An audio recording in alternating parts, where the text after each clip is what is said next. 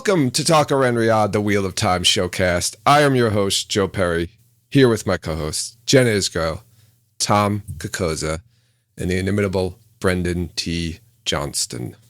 I'm sorry. I appreciate that, Joe, but I'm very imitable. I know. We do it all the time. It's very, yeah. It was supposed to be ironic. Jen, how you doing? Oh, okay. I'm good, Joe. I got myself a haircut today, long overdue. And that's pretty much it. I forgot it was Friday till about 4:30 today. And I was like, oh my God, I have to watch this television show. So I just finished it at about 8:37 and I'm ready to go. You forgot it was Friday. Like, I don't know if that's ever happened to me, forgetting it was Friday. Maybe when I'm on vacation sometimes, but it was just a crazy day. I don't know. It was a weird day at work and I envy you. I just forgot. Anytime I forget it's a Friday, it's usually because I'm having a really good time. So wish I could say the same. Tom, how about you?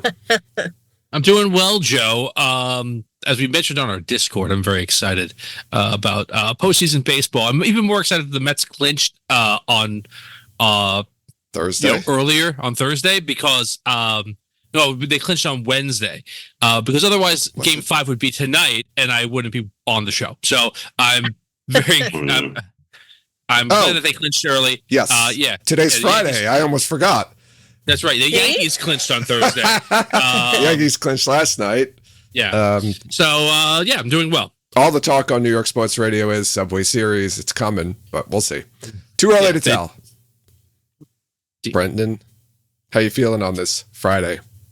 I'm good. I'm not as excited about postseason. I'm excited because my team of choice also clinched, but I am a deeply cynical Yankees fan who simultaneously wants them to win the World Series, but doesn't want the undesirable element of Yankee fandom to get the satisfaction of them winning the World Series. So like there is a large and very vocal contingent of Yankee fans who believe that the only thing that makes the season good or enjoyable or successful is if the Yankees win the World Series. And I find that ridiculous on numerous levels. It's just more of like a sad kind of thing. Right? Yeah. People who can't find joy in life. That's what I'm saying. Yeah. And that's what I'm saying. As a deeply cynical Yankees fan, I want them to continue not finding joy in life. While not finding also joy want the Yankees yourself. to win. So okay. Exactly. That's quite a quandary you're in there. In conclusion, I am a land of contrasts. Let's talk about. We've got this episode. We're on episode 6 of our rewatch. I want to remind everyone, first half of this or the first part of this will be spoiler free, so as not to ruin the show for Brendan, as if that could be possible. I think we've done that already for him just by having him on this podcast and making him talk with us about it for hours. Episode 206, Eyes Without Pity. Go ahead, I just want to say one thing before we start. I looked up Wheel of Time on Prime today it was at my in-laws' house when I started it, and another Wheel of Time came up. Has anyone else seen this on Amazon Prime? So it's called Wheel of Time. It's a documentary from 2003. Oh yeah. I like what I took a picture of the screen. Yeah. If you ever look up Wheel of Time, when it first started coming out, like Wheel of Time, like if you looked it up on IMDb, there was always this other documentary that would pop up. I didn't know about it. I forgot about this. Okay, all right. I thought I discovered something new. Carry on. Something that's been out for 21 years. Episode 206. There's nothing left to be discovered, I don't think, in this world anymore, unfortunately. You're right. Eyes Without Pity. I'm going to forego tradition here and not start with the cold open, because the cold open, once again, is just really part of the episode. And it's also the storyline that ends the episode. So I think we're going to come back to the cold open, if you're all okay with that. Sure. Okay. Sure. Let's start off with something short and sweet. Loyal and Ingtar. Oh, not you, Jen. Okay, good. You're short and sweet, but that's not what we're talking about. You. Sorry. Okay. So we see Loyal and Ingtar are, I guess, at the court of Lady Surath. And she's partying with some of her friends there and makes Loyal sing a tree song. We get to see him sing to a shrub of some sort, and the shrub grows. That was pretty cool. Yeah. So that's also running her mouth saying, I have more demana than Torok. Shouldn't I be in charge? Or says something to that effect, which I hadn't caught earlier times about that. But she's really passive aggressive. Yeah, and she just got her nails cut off, though, and she's like having a party and laughing with people. I thought she'd be a little bit more disgraced, but that's her crew, though, I think. Oh. Yeah. Seems like. Yeah. We then get a conversation with Loyal and Ingtar as they exit the party. They're talking about where the horn is, right? Torok's got this room of curiosities. It's not guarded. Loyal's more concerned about Egwene, where she is. He mentions she's in the kennels. That's guarded. And Ingtar's kind of like, let's focus on the horn. That's the important thing right now. And it seems like it's an easier thing. Unless I'm very much mistaken, Ingtar does not know or give a shit about Egwene at all. Like, true. Right. Yeah, he's not. Maybe they met sometime briefly before she went back to Tarvalon, but like, yeah. Well, I know we talked about this last time because it was in my notes from last time, but Loyal doesn't really know Egwene that well either. Right. He was a little bit. He traveled the ways with her, and then he disappeared when they went to Valdara. So yeah. He shows up again a little bit later. I don't even know if does he even talk to her in the show? Do they ever have a conversation or say? It's like Legolas and Frodo. I think, first of all, I think it can be safely assumed that Loyal talks to everybody who he can get to. That's true. And second, I think this is a fantasy adventure story, which means the rule of immediate best friends applies. Yeah. Yep. Everybody's immediately super important to each other. It's just. Except for Egwene and Matt. Well, that's different. That's from before. So that proves the rule. There you go. That's right. When I was rewatching the tree seeing scene, I just in my notes were like, "Wow, so racist" is I think what I put. Yes. Like.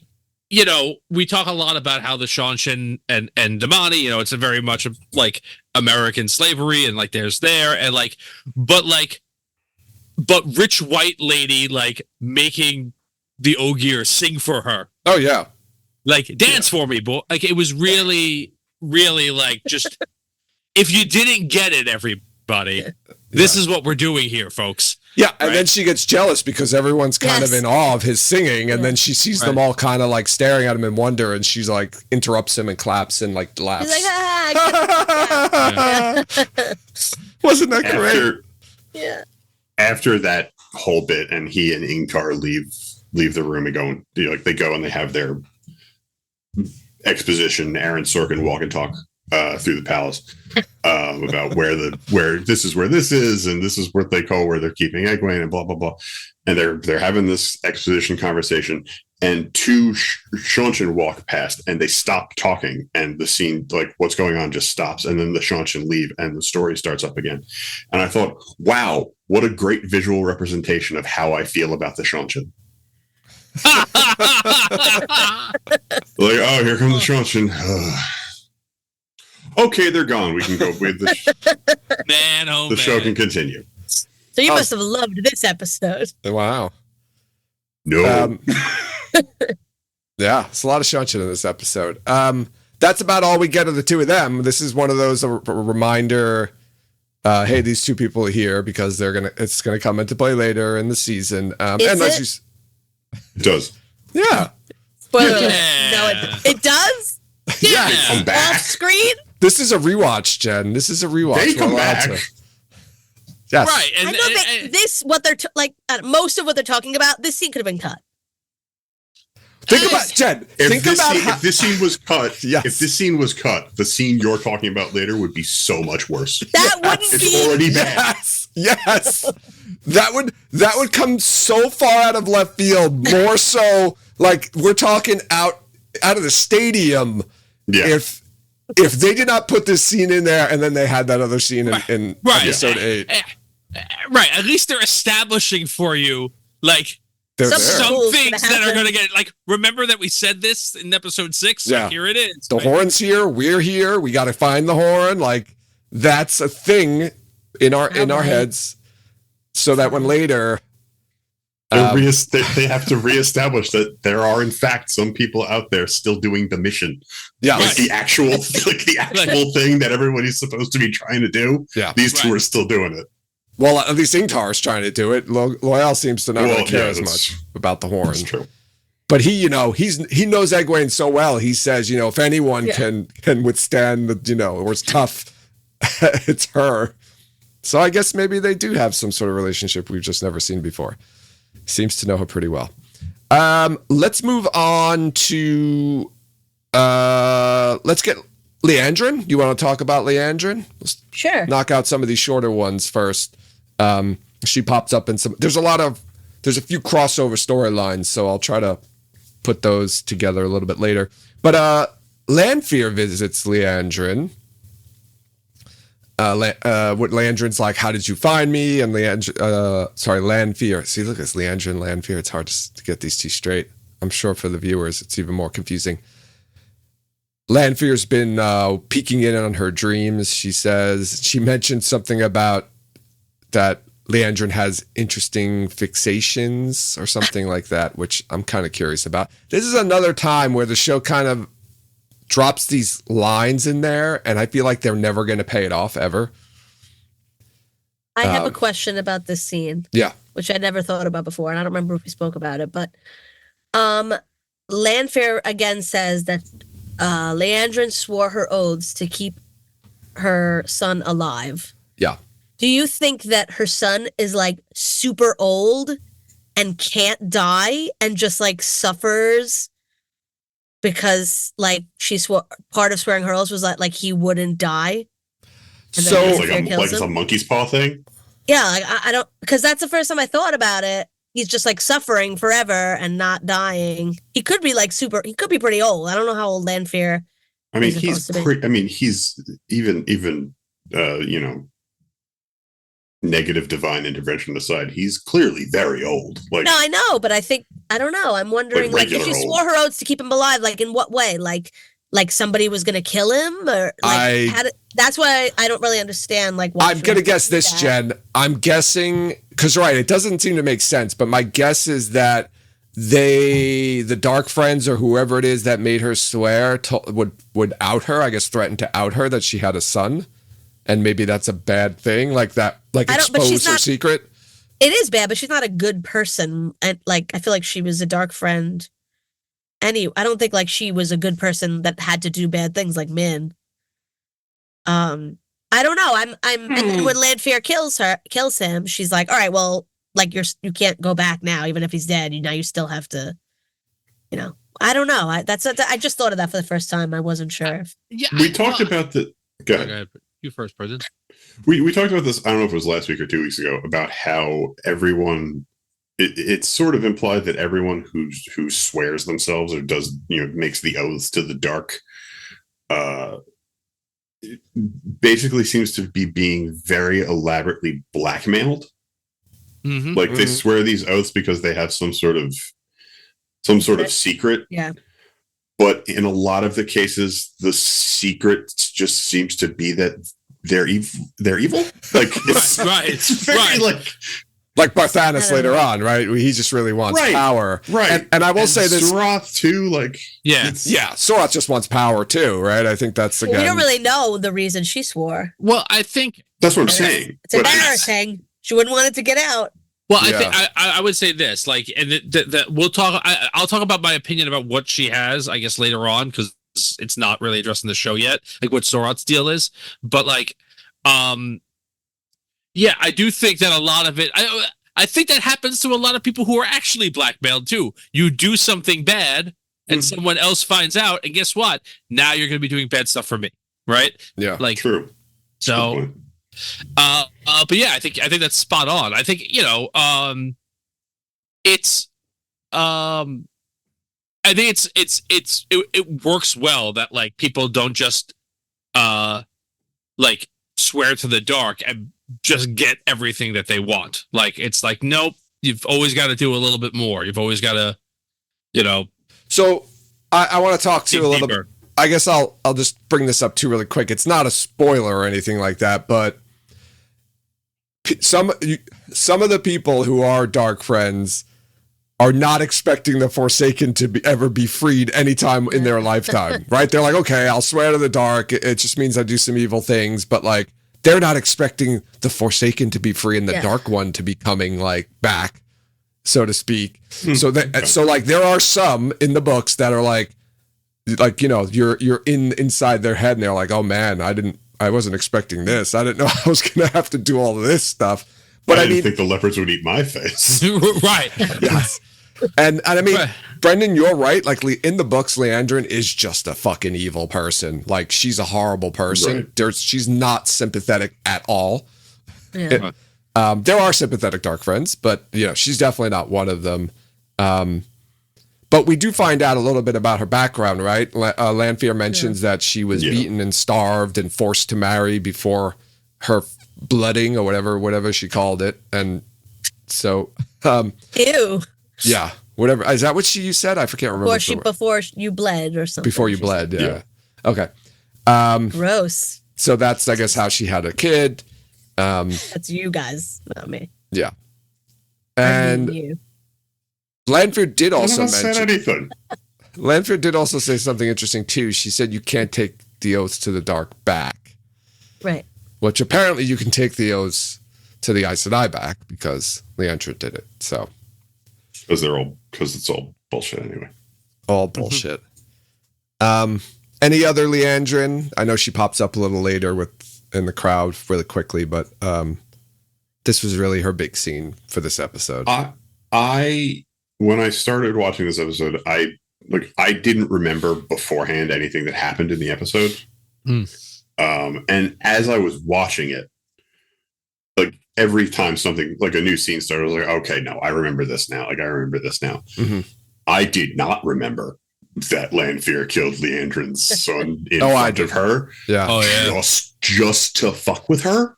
That's it. Well, yeah, I mean, I think she was just like, I want you to work for me, so let's get rid of this problem, and then you can be like focused on me. Yeah, like I think she's like, I guess he's holding you back, Leandrin. You're so concerned about him, you can't really focus on serving us or serving me at this point now, right? So, yeah, I think, you know, obviously the first episode after she's revealed as Lanfear, she does some quick casual murders, right? Yeah. But she's upset. You know. That's true. I think this is like the first time you're like, oh, no. She just likes to do this stuff. Yeah. Right? It does, I think, clarify aspects of her character. Like, there's no reason for her to do it other than, like, life is meaningless. Right. She goes from being she's introduced as a villain, and in this episode, she becomes a monster. Mm-hmm. She's helping Leandrin. He needs to Chad, die. You because are. He's 150 years old, and he's been suffering for the last 70 years. So she's like Dr. Kevorkian. She's really like as a mercy. Yeah. So wait, is she Mercy kill. putting weaves into him or sucking something out? I don't know. I can't remember now. Because if she's sucking Does something it out, matter? because maybe she's taking out whatever they put into him to make him live forever. She's sucking it out. I don't think she's he's living forever. I don't think there's. Yeah, I think he's just agree. old. Yeah, I think he's just think regular old. Yeah. Me too. I don't know. I think I'm going to put it in the notes for Rafe. Put it in the questions, Jen. Yeah. Put it in the Rafe questions. But yeah, either way, this is just like, look, you have attachments. Let's stop that right now. Yeah. Maybe she becomes like total full evil now after this. Now that her son's dead, she'll just go total evil. She is unanchored, I guess. Yeah. Yeah. Maybe she doesn't have any. She has no more hiccup attachments. Yeah. So yeah. Now she can be full evil, and that's Speaking of it, 93% evil before. Speaking of attachments, let's turn on over to Lan, Alana, and her warders. So they go on a camping trip to where the Forsakens are imprisoned, I guess. Like, hey, No, it's just like statues. It's just an evil statue temple. Yeah. Whatever. Those aren't the real statues. Those aren't the same statues from the end of the show, then. No. No, those are seals. They're not statues. Okay. I think they're both, but whatever. Oh, no, they're right. At the end, seals. they're circles, right? They're circle Yeah. seals. Oh, okay. Thank you for reminding me of that, because I thought for a second, I thought we were at Camp Forsaken. This is just nighttime is the right time, party land. That's what this is. Gotcha. We learned that the Amerlin is visiting Camelin, which is where Leandrin says the girls went for Elaine's brother's birthday. So I don't know if there's any connection. Sorry, name day. If there's any connection there at all. Perhaps. I don't know. Why, you think Swan was at Gowan's name day? Yes. Well, she's gonna carry in for the Queen's wedding. Like, Is she? Yeah. Yeah, I think that's what she's. What? Leandrin says you come to, like Leandrin says you the last time you came here. We'll get to that, but Leandrin says something. Okay. Yeah, nobody says anything about that. No, Leandrin makes a comment about. No, Leandrin says the last time somebody came here, No, an you Amerlin came to Kyrie. No, She the said last time you. an Amerlin came to Kyrian, we put a new king on the sun throne. Yeah. And the Swan says, well, maybe like this Amerlin is because she said this Amerlin is a little more frivolous. Like I'll just come here for a dumb reason or whatever. Yeah. So like so this doesn't. Yeah, like I'm not like you don't know what it is yet. She's trying to like find out what the reason is, and Swan's like, well, maybe you'll find out another time. Bitch, get away from me. Daughter. So Land tries to sneak out of camp from Alana and the Waters, but it's a trick. They've got him surrounded. Fake sex this time. Fake sex. They think he's a dark friend. So I think there's a clue here to answer the question of the line that Alana says about Lan mustn't know. Because when Ivan starts saying the blood calls blood thing, Lan like eyes kind of open up and he looks at him like you read my, like you stole it from me, or you read it at least. Stole my poem? Yeah, you stole my poem. Stole my poem? So I think Lan does know what it means for sure. See, I'm going to disagree here because in that when I was watching it this time, and I don't remember if we talked about this at all last time, and I don't think we did because it kind of just occurred to me. It occurred to me that at that point in the scene, they might be suspecting the same exact things about each other. I was thinking that too. Because we know what Maximum and Yvonne and Alana think. But here's Lan, who gets brought to a Forsaken temple by these people. And when he tries to leave, they confront him and start talking about blood calling blood from the blood and the blood. I almost think from Lan's perspective, oh shit, they're dark friends, while they're thinking, oh shit, he's a dark friend. And really, when you look at it that way, it's pretty funny. True. I don't think for 1 second that's it. Because he even says, like, right when they mentioned it, they say something to him and then he responds like, I fought the Dark One or whatever. Yeah, he says like, you can't think that about me or something. Yeah. But yeah, I did think that at first. Like, you just start saying the Lanfear poem. Like, well, no, that's how do you guys know that? That's why he looks that way, because he's like, you stole the poem or you read my poem. I'm not saying Lan doesn't figure it out fairly quickly, but I think there's probably a moment where it's like, oh no. Where there's a little bit of like, okay, which one of them am I going to have to kill first? Yeah. It's probably her. And then we'll see what happens after that. Mm-hmm. It's probably her, as she binds me with weaves that are clearly visible, even though she is the only character in the scene who can see the weaves. Oh, don't. Let's not get back into that. We know they flubbed that.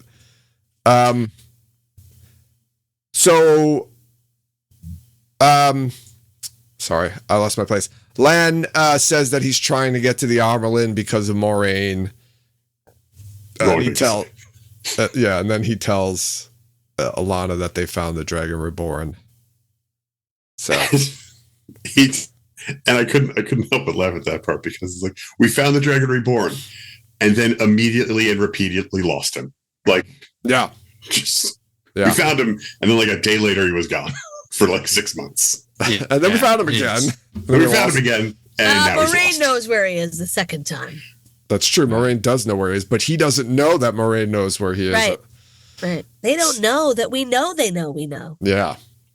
Right. And I will say, I know we did talk about this the last time, but like, Lan, this is like, you know, even though Lan's arc doesn't fully conclude until, you know, the final episode of the season, this is like his turning point where he realizes like it's ridiculous to never trust anybody. Like, this is my problem with her, and like I'm going to not have that same problem myself, and I'm going to reveal to these people who I know I should trust this big secret. So it's a big turning point for him. Yeah, I think he thinks he's still like bound to Moraine, not in the sense of a warder, but you know, as a loyal you know, friend and whatever, companion of hers, that he's proving his loyalty by not saying anything when he realizes I'm being just like her, keeping secrets and things like that, when I should be really asking people for help, which she's refusing to do. So he's like, wait, I'm not going to be like her. I'm not going to be like my mom and dad. But then what's the plan here? Because next we see Lan, you know, meeting up with the Amerlin, I guess on her way back from Camelin. Very easy to do. Like, I know we did go through this all the first time. It's ridiculous. And Lan's like aggressively riding up on the carriage. Yeah. Stop it. Halt. Why wouldn't he be like, hey guys? Yeah, I mean, let's forget about also the timeline. Yeah, I mean, whatever. They also show, and this is very nitpicky, but whatever. Like, they show the carriage from outside, and it's like they're on a road through nothing. Yeah, like there's nothing. There is nothing. There is no spot from which the four of them can sneak up on the carriage. Like, it's surrounded by guards. Okay, I don't think they are. They're just running. They're just riding horses straight at it. So listen. You said the four of them. We only ever see Lan. I don't think Alana. That's what I was saying. Like, I think maybe Alana and the warders went straight to Kyrienne. No, they don't. They're not in that scene. You just Lan shows up. He has a conversation with the Amerlin. There's no scene. There's no scene. He says one word to her. She opens the door. She sees him, and he says, like, it's about Moraine or something like that. Yeah, but the others never show up. I don't think they're with him. I don't think they're with him. But they're together next time you see them. I think. Yes, when they stop Rand. Yeah, but all the Aes Sedai are in, but there's a whole other bunch of Aes Sedai there. I think Alana and them went to Kyrienne. What? But why? I think this could not to go find Moraine and Rand. I think this could not matter less. Yes, I don't think it matters, but that's what I think. Okay, I think so I think Alana and her warders went to Kyrienne to go find Moraine and Rand, and Lan said, "Okay, you go there. I'll go talk to Swan, and then we'll meet." But then they all arrive at the same time. I don't think they arrived at the same time. So your contention is that they split up off screen for Alana Maximum to go do a thing that they completely failed at. And then they don't find Rand. Well, they do find Rand. But Lan is there. But when they're with Lan again. So maybe Lan comes and they say, we know where Rand is. Come, we'll take you to him. He's at the gate when we're walking in. You're writing fanfic. Like, no, was that the gate? That's the gate? That's not the gate. He's waiting at the gate for that. He goes and he leaves, and they're there, and they're like, don't go. Like, probably he's walking. Yeah, actually, no. Yeah, he's walking out. Well, Lan would get there. Lan would get there when Swan got there because... whatever. You're right. Let's not talk about it. It doesn't matter. Okay, let's not talk about this anymore. I'm sorry. I'm proud of you, Joe. I'm proud of all of us. Because we've got a lot more other things to talk about in this episode. So I'm going to cut over to Rand and Moraine for this part, and then some Lanfear. We'll get some Lanfear in here sprinkled in. So we actually pick up where we left off at the end of the last episode, right? Rand's in Teleran Riyadh, or the dream world, with Lanfear in her, bondage outfit. She calls him Luz Therin. She mentions that she's protecting his dreams and has been protecting his dreams. But Ishamael's been getting into his dreams, so I don't know what she's talking about. I don't know if she's just lying or... Has he? What, you don't think that's Ishamael, really? You think that's her? I have a question later. You think that that's actually Ishamael? Yeah, I have that question down there, too. I know what you're is. talking about. That's a manipulation. You want to just talk right? You just want to go right to that? Yeah, whatever. Yeah. So, right there, Rand has another dream, the recurring dream of like him killing his friend, the one that we saw earlier in the season. Ishamael shows up, and then Lanfear shows up and kind of snaps her fingers to make him disappear. So you think that that's not really Ishamael, that was just her messing around? Yes. Do you think that Lanfear could do that? She does kick him out of Teleran Riyadh earlier in the season. When the two of them have that tete-a-tete. No, he's getting woken up by that by that guy. That's why he leaves. The Sean Chen wake him up. He's like, I think somebody wants you or whatever, and the guy's like, don't Turok want you for... Yeah. I don't know if she can or not, but this is like, see, I'm protecting you. Yeah, I think this is 100% set up. The other possibility is that it's all part of a plan which he's involved with. Could be that too. For her to gain his trust and get him to go to Falm, because remember, she's the one who shows him Egwene, who's in Falm, which is, they know, right? You know that's going to get him to go to Falm. So maybe Ishamael and Lanfear working together, and that really was him. And he just played along. Just like, you ask him who he wants to see, he's gonna say Egwene. She's there. He's gonna want to go to Falm. Well, that's why she's there, right? Is to draw him in. Like, that is the plan. Yes, 100%. Yeah. So, I think it just works better for Lanfear's character that's not that this is all set up. Like, that this is constantly like trying to get him to realize that she is someone he can trust and believe in. Even if Ishamael isn't on the plan, he doesn't have to be there for that. Like, she could have just created him. Like, he could be busy doing something else. He doesn't have to just appear there for 2 seconds. She could just do it herself. Yeah. We don't know that yet. That's not like, I don't think that's been established that something like that could happen. Like, she can just create a fake. Well, actually, I mean, I just imagine anything could happen. Wait, does she do that? Does she do that in the dream with? Oh yeah, she does do something like that. Well, she makes herself look different, right? She makes herself look like Rand in the dream earlier episode with her and Ishamael. Yeah. Yeah, but we don't see anybody create a fake other person. No, I don't know. So, I don't know. Hasn't been established, so, but it could be something that she did. I think it serves the same purpose either way. Mm-hmm. So she gives us a little more information. We're getting more tidbits about Teleran Riyadh and the dream world and how it works. She says that you can die in there. So I guess that in the end of season 1, when Rand stabs himself, that was in Teleran Riyadh. She says you can travel anywhere and see anyone. So she says, you know what? I'll take you to see anyone you want. You can trust me. And he says Egwene. They go visit Egwene and Falm, which is all part of Ishamael's plan. Which is, and Jen, I want you to listen carefully to this one.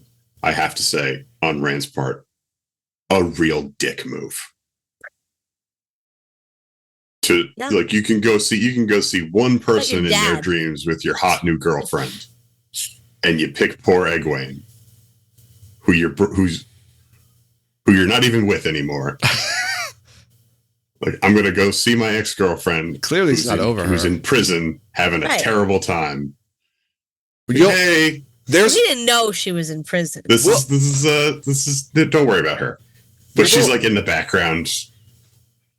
I left you because I wanted to protect you, but then I just went to bang this girl. Yes. I mean, you understand why, right? But I mean, come on. I was dead at the time. This is Celine. You might know her as Lanfear. I don't know. No big deal. You good? Yeah. Real dick move on. I guess maybe Rand didn't know that she was actually going to see him, and I don't know. Yes, I don't think he cares. Clear. Well, He's just like, I want to see Egwene. we'll I get. still like We'll her. get. There'll be a even point later on. There'll be a point later on in the season where Rand forgets all about Elaine. Egwene. Oh boy. I gave it away. Too many Man, names. I can't speak today. There's too many damn names, Jordan. All sounding so similar. Yeah, Elaine and Egwene is some bullshit. Robert, I'm sorry. God rest you, but Robert. that's They just bad rhyme. call. Yeah, Egwene, Elaine, Leandrin, Just- Lanfear. that's not too close. Land, No, and they're- fear. They're not really. Those two characters really aren't in the same scene, I think, ever. But does Rand also think that Egwene's stilled? I forget. There's something in there about that. No. Okay. No. Okay. I missed it. I don't know why I put that down. I was multitasking.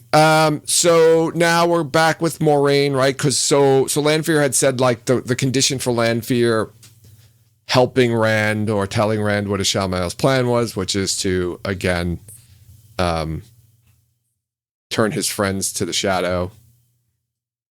The condition is that Rand can't be with Moraine or stay with Moraine anymore, or she's going to kill Moraine.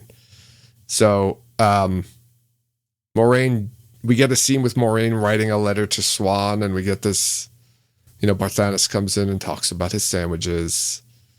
Why And is she writing 9W over and over and over? Why is she writing? Directions Why is she writing to exit. in a made-up language The same symbols. when the scene is contingent upon the audience knowing what she is saying, to the point where they have subtitles for text? I don't know. Television show. This is one of those moments that makes me watch the show and genuinely wonder. And is this everyone's first TV show?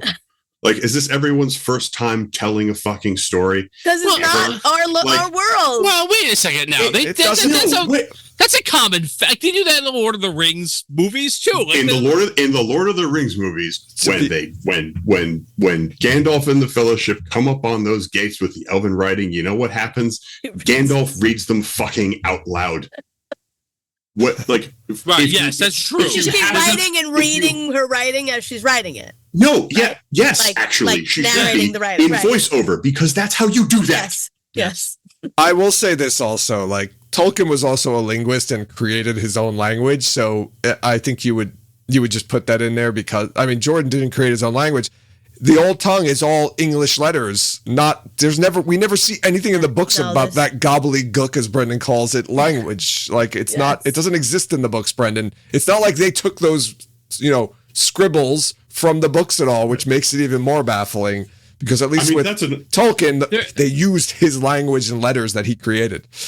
That's another thing. In the Lord of the Rings movies, when they come across elven text, I promise you, Tom, there are people in the audience who can read that. Yes, that's true. Well, there are people who could read this language too, because I do think not what she's writing.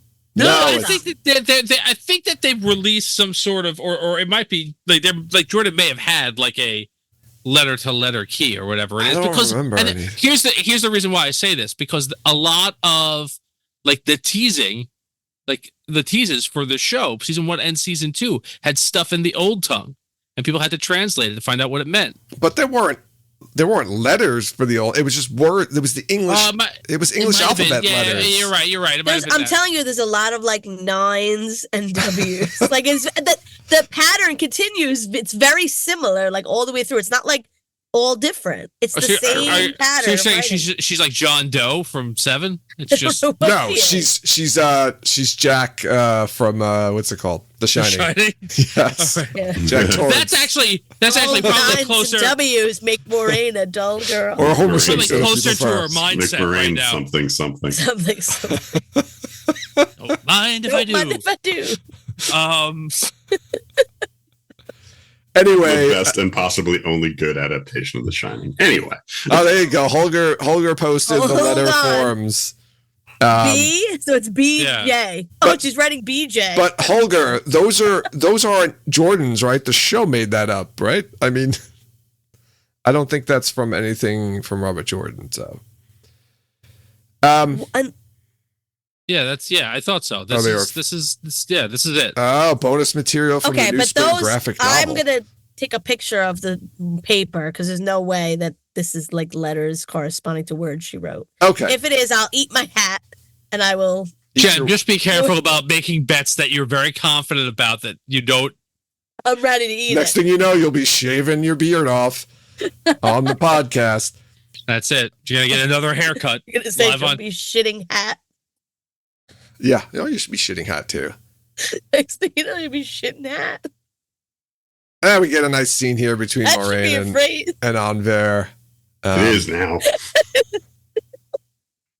So Rand goes to visit Logain next. Yeah. Sorry. Goes to visit Logain and gets his gambler advice. I hate this. You hate? Oh yeah, It's terrible. you hate all the You gotta- Logain stuff, Jen. I No, think. Yeah. I like Logain, but it's just like I don't know. I don't know. Just like he doesn't teach him anything. Only teaches him is to seize the power instead of He does. That's That's the one thing that important. he's just like, you're better than me. To I be can-" honest, Tom, if it's for us, it's important, but it's only important because they made it a thing. But I think for anybody who hasn't read the books and just watches the show, nobody knows or cares, or it doesn't make a difference that he was seizing the power as opposed to embracing, like that Ishamael was telling him the wrong way to do it. I don't think it has any bearing on the storyline except for this scene, except to put this scene in and have it make sense. No, I'll say this. I don't think that it's important. I guess it's important for the the mechanics of the one power, if that ever comes to play in the show in more detail. But I think just from a show watcher's point of view, Rand does it. Yeah, right. I think like Rand almost every time has channeled by accident. Mm. Right, and at least now he's like, okay, now I know how to do it, and then I'll just figure it out. Whatever. Once I channel, I'll just figure out whatever I have to do. Right? Logain does a poor job of teaching Rand, but Rand learns the important part anyway. So I will say this: I think is what happens in this scene. This is actually so far in the show the poorest instance of Rand channeling, because all he does is make himself vomit. Whereas in earlier stuff, when he channels, he actually does stuff. So is Rand really learning anything here? Like, it doesn't look like it, because this was before he just killed a Fade. He killed what was it? He killed a Trolloc in the Ways in the first season with it. He did a bunch of other things. He smashed the door down. He broke a door down. Yeah. Here he just vomits. So I don't think he really learns much, at least. Well, I mean, he vomits because he's channeling too much. Like, he vomits because he's channeling too much power. Yes. Or whatever he's doing. And like, I think I think to an extent he learns how to, if not control it, at least activate it under controlled circumstances. I think you're right. He can turn it on when he wants to. Yeah, I think you're right about that. Like, again, Logain's advice is terrible. Logain's advice is the advice that the gambler gives Kenny Rogers. It's like, you got to know when to hold him and know when to fold him, but he doesn't tell him when those times are. No. Like, you gotta grab it instead of letting it, flow through you. He doesn't tell him how to do that. Just like grab it. But like even getting that level of Take it. maybe a weird It's term. yours. We just need Achilles in there. So maybe to use a weird term, like that little tiny amount of theoretical knowledge is literally all Rand needs, because he's got that much raw power that he just needs a little tidbit of information to be able to activate it and use it in the way that we see him use it later. Mm-hmm. Like the next time we see Rand channel, he's like fucking Iron Man. He's like pinpointing you can't guys. do that. You can't just channel. You have to do weaves. It's like I just do magic. No, what you have to do a spell. You can't just do magic. You have to do a spell, You Jack. have to do a spell, Jen. No, He's the Dragon Reborn. He's talking to Logain about like the weaves, and Logain's like, I'm not teaching you the weaves. I taught myself all these different weaves. And then Rand's just like power burst, and he's like, oh no, you're fucking good. Go ahead. That's his Like, own. okay, you're more powerful than me, but like, you still have to learn the weaves. The girls already have pulling shit out of the earth and fire and water, pulling shit out of the ground and the sky, and he's just like, whatever. They're amateurs. So And then he's like, doesn't have yeah, to like do- Brendan said, and then the next time he's like super, like on point, killing. Actually, I'm sorry. That's actually not the next time, but we're getting ahead of ourselves. Whatever, Yes. but it's the next time annoying. he channels on purpose is in episode different 7. thing. Yeah, Yeah. that yes. is a little bit. It's a little more hesitant there. But even then, and Yeah. again, we're jumping the gun. Even then, when he's doing that, he is getting actively guided in that. Also by someone who shouldn't know what they're doing, but that's a whole other discussion. Oh, yeah. Don't let's. Hey, what are you Look, you talking about? just look, just there's We'll a get- thing we'll talk about there. it Next week we'll talk about it. We We'll can talk get about to it that next scene. Logain does say that Rand can hold so much power that he can fight anybody. So I want to ask this question of you, Brendan. Who is stronger than Rand or Nynaeve? She is the strongest channeler in 1,000 years. The tower hasn't seen Rand, No. so we don't know. It's a completely different scale. She's also Alright. the strongest female channeler because they don't say measure that, though. male They just, channel. But that's just taken for granted. yes. it Men is. are not even in their radar for channeling. Then we get this wonderful scene where Rand hears Matt talking and the two of them reunite. This is I love this scene so much. Before we get started, I'm not even I no, wanna I'm not say- even gonna talk about that. Before we get, I just want to say, because No. I know I never do this, but I went back to the first episode that we talked about, season 2, episode 6. It goes on for 11 minutes. What's the Wade thing? I'm not even gonna talk about I it. wasn't going to I'm bring just it up. saying. I wasn't even gonna I've bring it already up. already said my piece on that. Okay. Yeah, I That's what- think that was my point. We don't need to do it again. yeah. All I will say is it still bothers me, and that's it. That's Yes, it. I'll agree with That's that. all I will say on that. But I love to see. I love the two of them together. Like it's such like a touching, heartwarming scene. And I remember the first time watching it, I was just like, oh, thank God, finally Matt's with somebody and he's gonna start doing things now. He's gonna be, important and do stuff. But then, That's silly. What a silly thought. Yeah, no. he doesn't know. Now he didn't know or think that Ren was dead, right? Because he wasn't there. But Right. here's the Well, thing. I have You a read que- the letters where they mentioned Rand being dead. Parents' letters. That's what I wanted to bring up, Jen, because Leandrin's reading the letters, and don't they talk about Rand being dead? Doesn't Egwene? I think that the problem, even if it's not in the letter we read, it has to have been meant. It's very clear. Like parents, like, I'll meet up with you, like with Nynaeve, Egwene, Yeah. and Loyal. Like we're gonna meet up, and maybe Matt. No mention of Rand as being part of the meetup.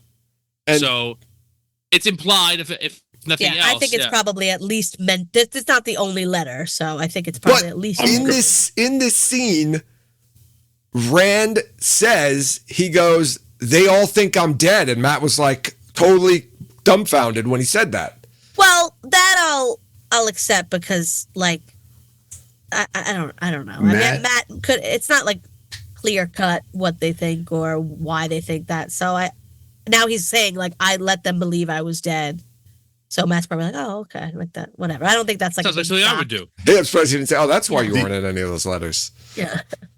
The impression that I got from this scene, and I'm going to be careful here because last time I talked about Matt, someone got very upset with me. Who? You. And we weren't. It The wasn't even impression Matt. that He wasn't even in the impression episode. that I get from this scene is that Matt is not being entirely forthcoming with Rand about what he's been up to Well, no, he doesn't. since he last saw Rand. Yeah, Like he is a lot of what he is saying and a lot of the way he is reacting is covering up for the fact that he has been in a very bad situation Mm-hmm. and he has done a lot of things that he's not proud of and a lot of things that he'd rather not talk about, which is what happens when you see your friend after a long time. Sometimes, you don't necessarily get into everything immediately. But also, Matt hasn't done anything since. Like, he left. He didn't go through the Waygate, and then he was captured and locked up. And then, but Rand knows that happened. Rand was there for that. And then he gets captured and is imprisoned in the White Tower the whole time. So he doesn't really do anything bad during that time. Well, okay, yeah, but like, I think it's implied he gets captured. He goes back to Tar-Valon to try and get the evil dagger back. Yes. That's the real reason that he didn't go through. And like, he definitely feels like, he definitely is made to feel, and it works, that like he is in prison because he is bad, right? Mm-hmm. So like, whether or not that's the reason why he's in prison, that's what he feels. There's a lot of guilt tied into the last 6 months of his life. Yeah, I think he's ashamed as well, and I don't think he really wants to be talking about Aes Sedai anyway. Well, that's why I think Rand says to him too, like, we're also not better off without you. Like, you shouldn't have like, no matter what the reason you left, like you shouldn't have felt like, if that's why you didn't come through because you thought we were better off without you, like you were wrong. Yeah. Whatever. I mean, it's not even just when he was in prison. He was made to feel like, oh, you're in prison because you're bad. Like, and again, we're getting a little bit ahead of ourselves, but like, Matt is told by the universe for his whole life. Yes. Including by me last week, that he's a piece of shit. It's true. So after a while, you start to believe it. Right. Yeah, and the other part too is that not only does Matt not know he's there was something else. Now I lost it. I forgot it. All right, go ahead, Tom. You were going to say something. No. We don't know this the first time, but I was pleased. I wanted to double check myself. He is winning when he's gambling, which is the first time, like, I think in the show that he actually wins any sort of gamble or bet, like for money. Oh, I know what I was going to say. Rand tells him he's the Dragon Reborn, by the way. This is the first time Matt's hearing that as well. He's like, well, it was good talking to you. Like, no, he's just like, can't believe it, man. Yeah, so cool. Yeah, wow. And then Matt, totally Matt, support you in that. As I loved from the days of first Matt's immediate reaction to this news from his friend is to make fun of it. Yeah, that's how best friends roll. That is. So Rand says that he has to go to Falm, right, to go rescue Egwene, and he says he knows that the bad guys want him to go to Falm, but he's going to go there anyway. And Matt's like, I'm going with you. And that's when we get the scene where Matt meets up with Min, right? We kind of skipped the scene. There's a scene before that with Min has Ishamael pops up in Min's streams, I think, right? Yeah. Yeah. And says that he wants Matt to leave with Rand. And he appears to know about Min's vision. How? This again. Dream? How? He's an evil demon. He's an evil dream monster. Yeah. That's how. So she probably had a dream about it and he saw it. Yeah. I guess. He has access to her brain. Yeah. Okay. Matt's crying. He read her diary. Like, what do you want? He read her diary like Ivan read Land's poem. So then when Matt shows up and is like, hey, I met my friend. And she's like, oh yeah, Rand? Yeah, you're going to kill him. You can't go with him. And he's like, that's when my heart dropped the first time I saw it. I was like, oh no, can't you just leave poor Matt alone? Let him be, let him do his thing, people. But no, he doesn't. Awful. Yeah. And we find out that this is confirmation that Min was working with Leandrin right before Matt was even around. Yeah. So there we go. Yeah, I gotta say, just an aside, like you know, things aren't really going well in your life at a particular moment when, like, you go to sleep and demons are talking to you. Like, you're like, ah, man, I've made some bad choices. Yeah, I mean, she really just wanted to get rid of her powers. Mm-hmm. You know, they So really now they also only focus on like the bad stuff. Like you only ever see horrible things. She's only ever seeing horrible things. Like we don't get those, oh, you're going to have a baby, you're going to get married, you're going to win a new car. It's always somebody's dying, somebody's, Well, that was a scary dream that she was having. That's why they were all bad in the dream. No, I know That's that. all she ever sees. But And so I don't far, even want to know good thing. Like, I don't know. It's just to have to There know does seem everything to- that's going to happen to people is like creepy. Yeah. I like There does seem to be no upside to Min's abilities. Right. except here. For her. Well, it doesn't matter because it happens anyway. Well, that's because She tells him he doesn't go, and it still happens. Which is weird because doesn't she know and say that, or is that conversation had where she explains that like what she sees always happens? Like it's yeah, but again, and I'm gonna, because this is in the books. There are times in the books where she sees a vision, and the vision is, if you do this, this will happen. yeah. That's the vision. The vision is not this will happen. It's if this happens, then this will happen. Right? So the vision could be like, if Matt goes to Farm, he's going to kill Rand. That wasn't the vision. Well, it wasn't. It was. The But vision the was vision perfect. is like. The vision is just the vision. She understands what it means. And again, this is something from the books. And the show, I think, is showing you that. Like, she sees something and she knows what it means. But it's not. I think it's the opposite on the show because what she sees should be. Like what she's seeing, Right. I feel like what we're seeing her see is her interpretation of it. Because what happens is that Matt puts a dagger into Rand. She's interpreting that as Matt grabs Rand, stabs him. That's not what happens. Right. So I feel like she's seeing Matt holding a dagger and it ending up in Rand, and she's thinking, "Oh, Matt stabs Rand," but that's not. I mean, he does. That's not exactly how it happens. Wouldn't it have been a better viewing is if like she just saw Rand with the dagger in him, and then Matt like standing in front of him with his hand all bloody, like looking like at his hands. That would have been a more like ambiguous. And it could fit in with the end of the show, the way the show ends. Yeah. So I want to, right. So two things, right? And like, yeah, there's like what she sees in the vision does not happen, right? Something similar to it happens, but it doesn't happen. In the vision, he does not have a spear.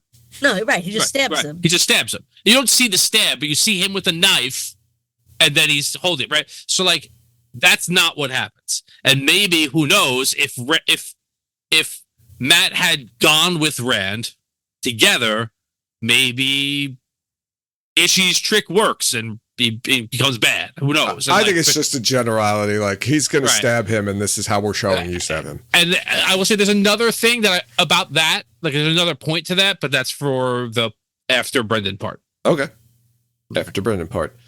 We cut back to Moraine and Barthana. She apologizes to him. We kind of skipped over that scene where she's a jerk to him and to her and Andrea get in a fight. But she apologizes to him and compliments his sandwiches to make him feel better. But I was thinking about this because when we were talking about like Aes Sedai and like, are they lying or are they wrong? She's like, you're going to be a great king. Like you'll make very proud of our house. And I'm like, oh, she's not wrong. She's wrong, but she's not lying. She's just wrong. Oh yeah, she's just wrong. Yeah, yeah, and all this, that's what she apparently believes that. Right. Yes. Right. So it doesn't mean that everything they say is true. It just means that that's what they believe to be true. Right. Yes. Right. But we know because we've watched the show already that he is a bad dude. He's a dark friend. With a terrible haircut that I still can't get over. Yes. Awful. And as Anvira walks in on this little touching scene where Moraine and Barthanas are making up, but then the butler busts through and says, the Armerlin's here, and Kyrianen wants to see Moraine. Ooh. At which point we cut over to there are 14 Aes Sedai here, because it's mentioned a few times that there are 14 Aes Sedai, which is interesting. I'm not sure why that they mentioned that, but anyway. Think about well, maybe I'll think about it later. It's funny. I actually screen captured the scene just to see if I can count all the Aes Sedai in there, because this will be. You were so goddamn happy. Well, there yes, were more than 5 Aes Sedai on this shot. Yes, this is the largest amount. It's like they put this scene in there for me, and they're like, Joe, there's 14. By the way, Joe, there's 14 Aes Sedai here. Oh, Joe, by the way, in case you didn't know, 14 Aes Sedai, the most we've had in a scene yet. Can you shut the hell up? I have a question. Please. One question, and then I'm going to talk about it later. Is Naomi there? I don't know. I saw Yaska. I didn't get a chance to actually. If you want, after we're done recording, I could pull it up and we can watch it and try to pick out. Is Naomi the little person? Yes. Yeah. I didn't see Naomi. Yaska was there, right? We saw Varen. We saw Leandrin. We saw Leane, of course. There was the other ones too. The ones from that. Joel. Joel and those. Yeah, the ones from the scene earlier, Brendan, that you said that didn't talk when they had Sheriam has the conversation with Leandrin about Nynaeve, teaching Nynaeve those other Aes Sedai. It looks like some of them are there too. Oh, good. Matt doesn't show. So Rand's like waiting for Matt. They were supposed to meet in an hour. Matt, of course, doesn't show up. He's kind of hiding, watching, because I guess he still kind of wants to go, but he's not going to go. Matt continues to allow himself to be the punching bag of the universe. Mm-hmm. Yeah, I guess so. Like, and this is the second instance, his, relationships with Egwene aside, this is the second instance where he could literally just get up and tell him, hey, there's a lady that sees the future, and she says, if I go with you, you will die. I have to stay. And then that's easier said than done, because Rand's that's like delays everything, right? Because then Rand's gonna be like, Matt, you sound crazy. What are you talking about? And then not really, because he knows, man. And then right, that's a whole nother 3 scenes in the show that they can't fit in. I'm not saying it's. I don't think that it's not in there for show reasons. I think it's not in there for Matt reasons. Like, this is the second instance of him not being able to man up. Yeah. To emotionally cope with it. Oh, is that offensive nowadays too, saying man up? Probably. Everything's offensive these days. You know what else is offensive? What? Manhole. Think about it. Should be a person hole, Only men can go in there? Well, you want to go in there, Jen? You're more than welcome. I don't, but I'm sure there are women that would want to. April O'Neil. Yes. At least one. And as Rand is leaving, Lan, Alana, Maxime, but not Ivan, right? Ivan isn't there at this scene. He's there. Oh, is he in this one? It's the later one. Yes. It's the next episode. He's not there. Yeah. Okay. He was just going to the bathroom or something. Yeah. Maybe he couldn't make it that day. He flew out already for something else. Sometimes it does. They're there to stop Rand from leaving, and that's how we finish off their little storyline. Mm. All right. Any questions before we move on to the back to Falm? No. No, I don't think so. All right. Let's start with the cold open. Renna, and we meet Renna, although we met her in the last episode, but we learned who she is. Her name's Renna, right? And she's a Soldam who's going to be, I will be your Soldam for the duration, Egwene. I'll be training you. She likes to cultivate friendships with her Damane, contrary to what other Soldam do. Do you think that that's true? Like, she's being genuine when she says that, or this is like part of her game to break Egwene? I thought she was being genuine. Yeah, and honestly, part of that is from interviews that they've done after the show, mm-hmm. where they feel like this. I did not process this in my first watching of the show, but skipping to the end of this, like this and then the storyline, that they're both broken at the end of this. Like, that Rena becomes like every other Soldam, and that's how she gets Egwene be broken. Like she wants to be a better, higher, more genteel Soldam, but she has to get physically violent with Egwene. Oh, like she thinks she's like some sort of innovator, and she's going to change the way Soldam, the relationship for future Soldam and Damane. She's like the Steve Jobs of Soldam. Well, I don't know about that, but like, I think that Ashton Kutcher, maybe. Okay. I don't know. I didn't see any of the movies, but no, I thought it was interesting because I think I didn't like you're so focused on Egwene and what she's going through that like I didn't pick that up. That like that is good. The process of breaking Egwene breaks her, and only one of them gets fixed. I think it's in the scene when she's kicking her on the ground. Yeah. You can see that she's like so mad that she's so mad at like herself for like failing. It's almost like more about herself than Egwene, but she just has to like take her anger out on Egwene. Yeah. But it's like, oh, I'm so mad that like this tree thing didn't work. Come on, I burnt your favorite tree. But come on. Yeah, we both had a moment there together. Getting a little bit ahead, I just want to jump back to we learned a little bit about the ADOM and how it works, right? Like Egwene can't remove it herself. Any pain that the Soldam feels, the Damane feels twice over. So we get a little bit of that. I realize she says even in death. So like, what does that mean? That Egwene should be feeling? I know whatever. That's the last episode, but I feel like that's not really carried over very well. No, and we could talk about that then, but yeah, I just thought that was a weird comment. Even in death, you feel death twice. Okay. Yeah, I guess that's a foreshadowing that it's going to come into play later on. Well, yeah, whatever, but we'll talk about that then. I just wanted to bring it up. Yeah. Then Rena. So we're going to get a bunch of Rena leaving and coming back scenes, right? We get the second time Rena comes. We get the pitcher of water lesson, right? So Egwene can't pick up the pitcher of water because in her mind it's a weapon that she's going to use against Rena. So when she keeps trying to pick it up, she's getting this horrible pain. We learn that the Damane can't hurt or harm their Soldam in any way because of this horrible pain. So we get somebody in the room over next to Egwene is Damane, and we know it's Maigan, right, at this point. Yeah. But I think we knew it was Maigan the whole time.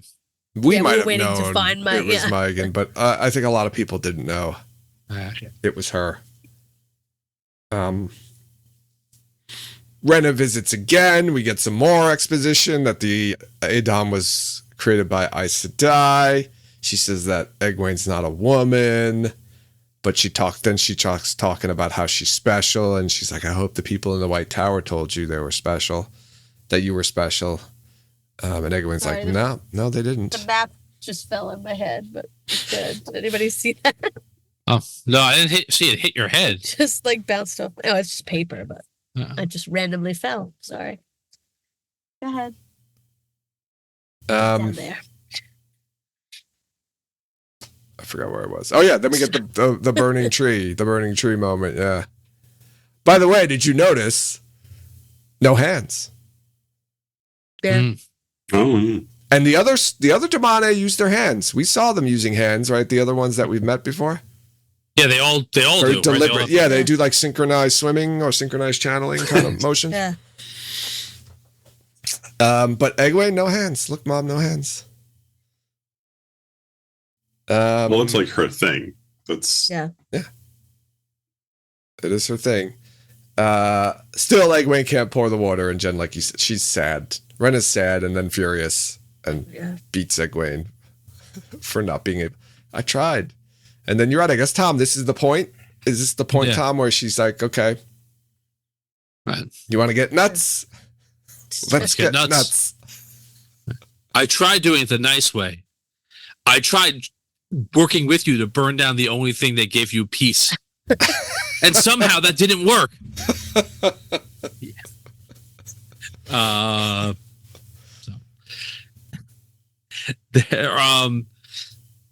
know. I'm curious because it's so burned into your brain. in my brain from Brendan's hammering this home as the series went on. But I do think that the Soldam and the Damani are a very effective bad thing about the Shanshan. As much as like the soldiers are just guys to get killed, I do think this is really, really effective. It didn't get easier to watch than it was the first time. No, and I mean, they constantly mention in the books like a Soldam is worth like whatever, 1,000 soldiers or whatever. At the Damane, I'm sorry. So while the soldiers, like you said, Brendan, are clownish, the Damane should be cleaning house with any other threats, especially if it's like large armies coming in organized formations, which are easy targets. Sure. I'm gonna cut over. I want to cut over to Nynaeve and Elaine because the end scene kind of is intercut with both groups. So I picked up something, and I'll get to it in a minute that I didn't pick up earlier. But right, so Elaine and Nynaeve are bickering. You know, Elaine's blaming Nynaeve for the situation they're in. We learned that rhyme is from Tyr. I didn't pick up on that earlier because she talks about like the tonic that she used to have as a child back in Tyr. Nynaeve tells Rima that Leandrin's Black Aja. Rima wants the girls to go back to Tarvalon. She says there's a shipboat captain waiting to take them. Bet you it's Bail Doman. Yep. Oh, yeah. The girls refuse to leave without Egwene. And Nynaeve, Elaine's like, yeah, you know what? We're not going anywhere. She kind of backs up Nynaeve, and you could see it in like Nynaeve's expression in her eyes that she's kind of like, not surprised, but a little admirable that Elaine's actually, staying in solidarity with her, considering they don't really seem to have a great relationship. I like how Nynaeve is just like, we're not going without Egwene. And then Elaine is like, I don't think you understand the situation. She like diplomatically tries to like say it in a nice way, like sternly, but like Nynaeve's just like, no, we're not going. Yeah. She's like, there's no circumstance in which we leave without Egwene. Yes. There's this on this viewing of it, it really hit me that, and I don't know if this was intentional, but I actually suspect it might be, that this whole bit with Nynaeve and Elaine having to hide out for a little while and deal with another Aes Sedai seems to be making the point that actually Nynaeve is uniquely ill-suited to be an Aes Sedai. This isn't going to work out. Like, this is like, she can't follow orders.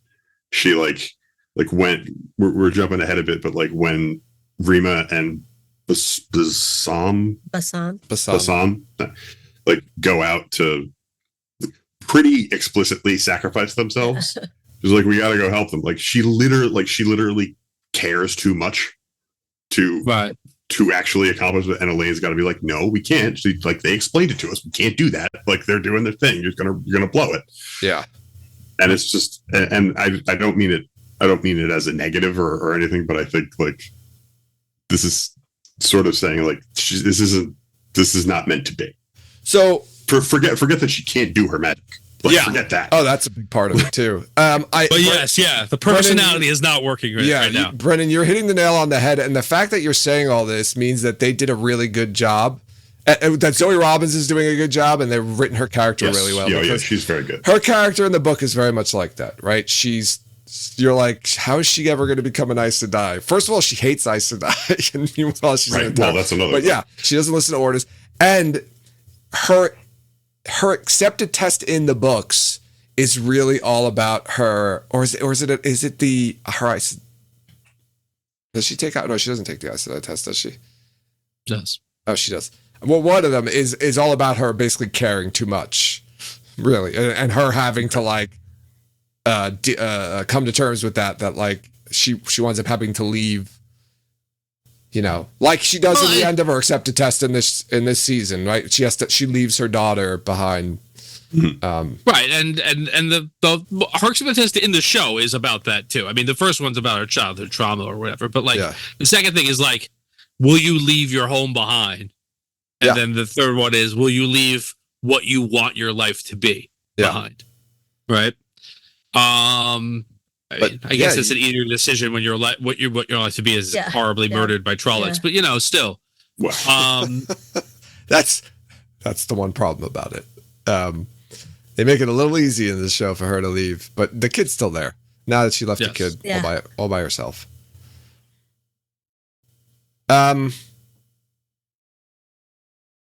Where are we? Where were we? Sorry. We were talking about. So send them back, and they're like, "No, we're not going back." That's right. So then, right later on, Rima pulls out because of immediate best friends. Yes. Well, not yet. They're not immediate best friends yet. This is going to happen in a minute here, right? I'm in Elaine and Egwene.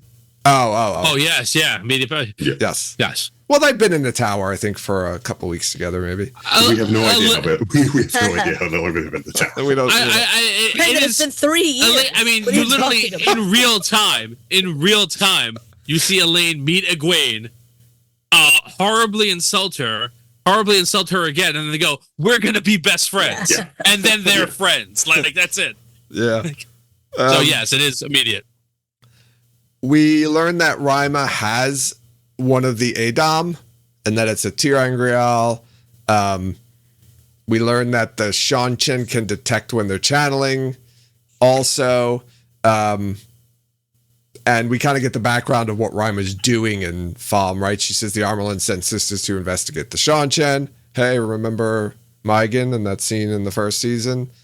We learn that the Shanshin have an empress. She mentions the Shanshin empress. No one we've met yet, or maybe ever. There were 3 sisters altogether, right? Well, 3 plus her, I think. 3 other sisters, right? 2 died, a gray and a green, and 1 was a blue who was captured. Maigan. There's a great line here that I didn't pick up on the first few times watching the show, but I picked up on it this time. Rima says, "My sisters and I did not always agree, but there was no question of our loyalty to one another and to our purpose." And as she's saying this, the camera's going back and forth between Nynaeve and Elaine, and they're kind of looking at each other like, "Oh my God, this is like us. Like we're being jerks. We should be, we shouldn't be fighting, and we shouldn't be questioning each other's loyalty, and we're both, doing the same thing here." And I thought it was a really good little line and scene there. And that's when they become friends, Brendan. Yes. I thought it was when they hold hands. I thought that was the moment. That's when they. That's like when they kind of had their shared the experience that will bind them forever. Oh, okay. Yeah. Yeah. It's a very, very accelerated relationship. Not by genre standards. True. If anything by genre standards, it's taken way too long. Right. Well, we they get to have conversations without being friends. It's odd. So then Nynaeve tries to send Elaine away and says, "You need to go. Like, I'll take care of this."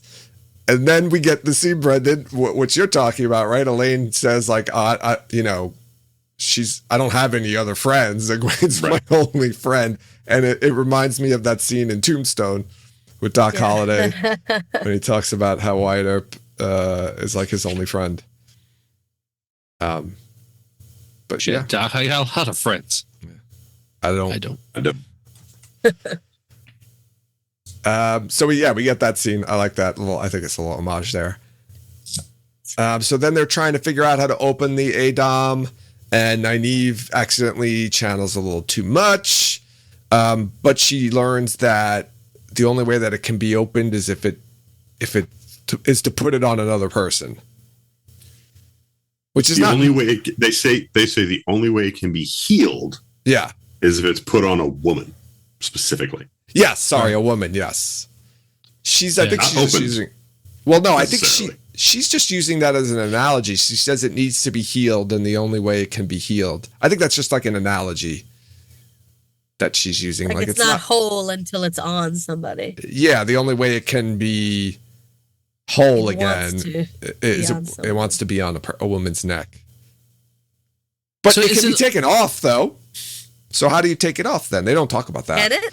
They didn't. She They said took it not by off. you. She said you can't take it off, or it can't be taken off not by you. That's what Rena says to Egwene. Yes. Oh, yeah, we don't You see take it it ever off taken when off you anybody die. except somebody who dies, It right? falls off. Yeah. Yeah. At the end. I'm sure it can be taken off. It probably can be taken off, but I don't know how. Well, they took it off somebody. Well, I guess they didn't necessarily take it off somebody. Never No, mind. somebody probably got killed, and then they took it off. She took it off. Yeah. Oh, okay. I think so, too. They might have killed somebody. Yeah, or- yeah, that's true. Anyway, Nynaeve's channeling gets them found out. That's when Like Rima. immediately. Yeah. Yeah, I feel like immediately. as soon as Nynaeve said, "I can't really control it like that," she should have been like, "All right, don't do anything anymore." Like But- this is very. We have to be careful right now. Like, don't do it. But to your point, Brendan, right? It's immediate, but then they're not even there though. Like Basan's like, oh, they're coming, or they're Yeah, right. that's true. And then when you go down, when you go to the I don't know, the square or whatever you want to call it, where the showdown comes, they're not even there yet. I That's true. think that the beautiful baby Damane, who I love, Beautiful. sensed it and then left, and then got more people, and then came back, and then she pointed her out. Because when I she love when came she back, points her she out. pointed her right out Yeah. in the square. But I think like maybe she sensed it, and then they went to get like reinforcements first before they Yeah. left. Something don't- like that. I don't know.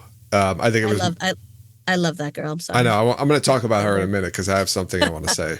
Because Cold dead Apology eyes. not accepted. I love her. I love her too.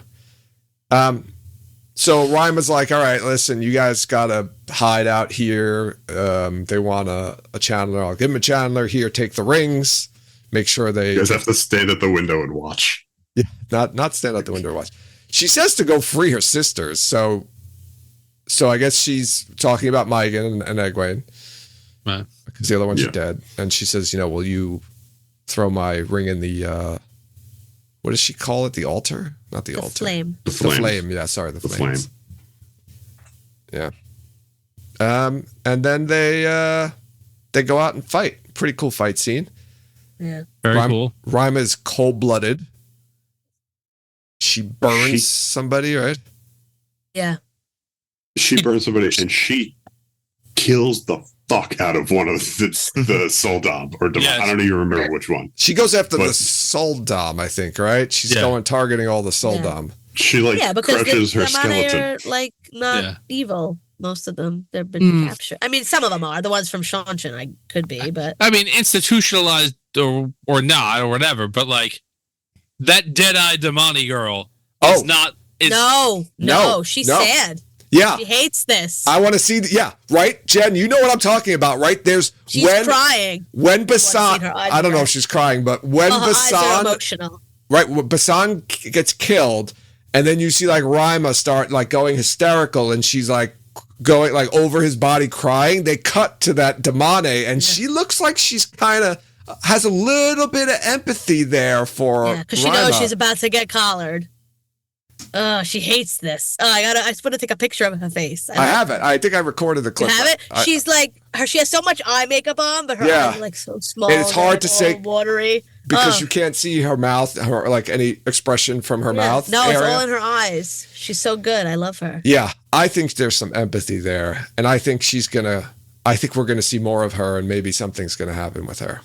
You don't think she has empathy even in the scene where she's like pointing people out in Achwan No, she's I- like dead-eyed, like she hates this. No, I think she's has no dead-eyed. choice. Like she has. I think I don't see that at all. I think she's dead-eyed. Like she does. She buys into the fact that she is not a person. She's a Damane. No, I think she's. Oh no, I think she does. No, she does, but I think she still has some sort of empathy when she sees Yeah. these things happening.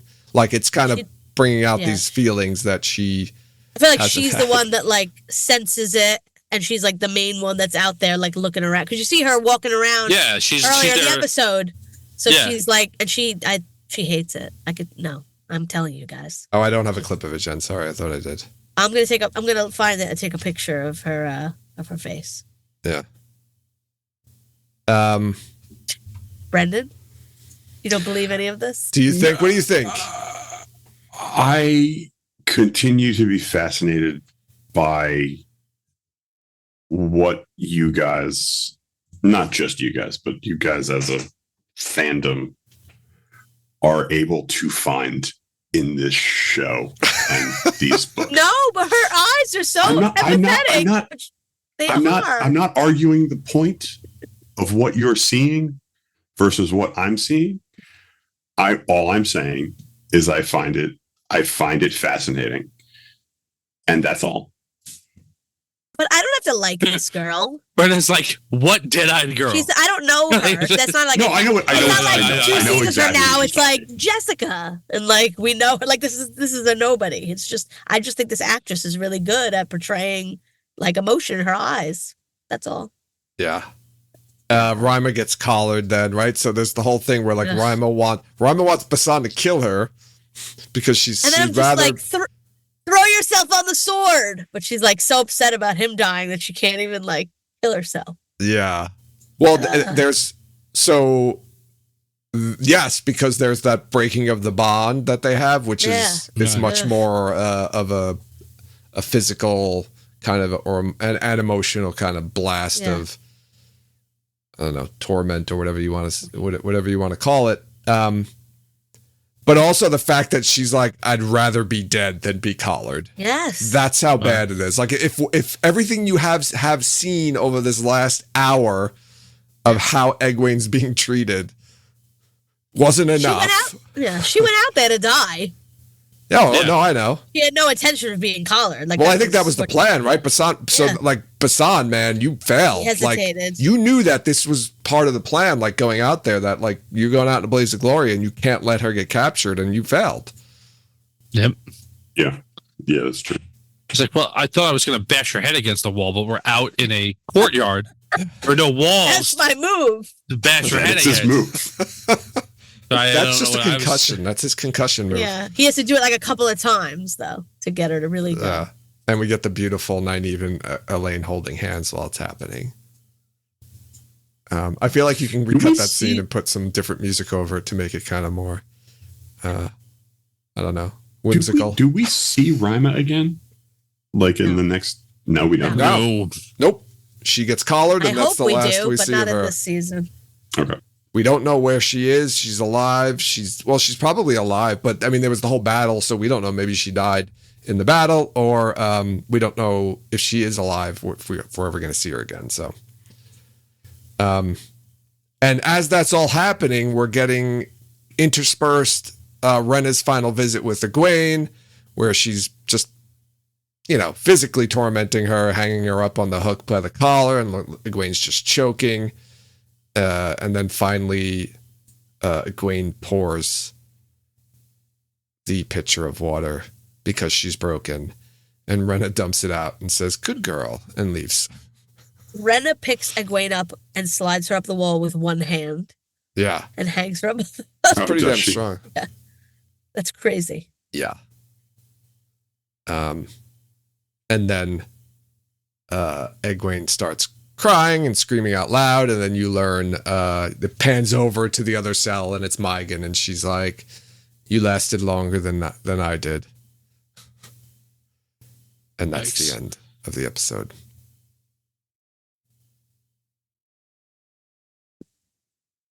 Yeah, just letting it all sink in there. Is there anything else in this episode, spoiler free, that anyone wants to talk about before we get to the ratings? No. All right. So, I think we covered. Yeah, I think we covered everything. All right, it's time to score it. Jen, I did what you said last week. I wrote down a score before we even started talking about it. I didn't. I did. I forgot to do it. And I'm going to stick to it, even though I want to take some points off of it now. No, I want to go first. Can I go first? Go first. I really like this episode a lot. The end is amazing. The cutting back and forth, I think, is really good. And I think most of the rest of it is also really good. So even though it's like really hard to watch, I think I'm going to give it like a 4.5. I'm going to say this. after such a long time from watching this, like the episode. I haven't seen it since, I don't know, early this year. I know it's not really that long of a time, but it's a pretty long time. This episode still made me feel real feelings. Like I was like, great performances, very intense. I'm giving this 5 stars. Whoa! I know. The fact that it still made me feel that way means it's a really good episode. And the things that I didn't like about it are like stupid things that just like didn't bother. They bother me, but it didn't affect my experience. Let me ask you: are you giving it an extra at least half star because there's 14 Aes Sedai in the scene? Well, yeah, no, I gave it 2 stars, 2 extra stars for that. So It was really a 3, so it bumped it up to a 5 because that's the most Aes Sedai we've seen in one place in the entire show. It might be the most Aes Sedai. If you add up all the other Aes Sedai that we met in the show, I think this is still more than that.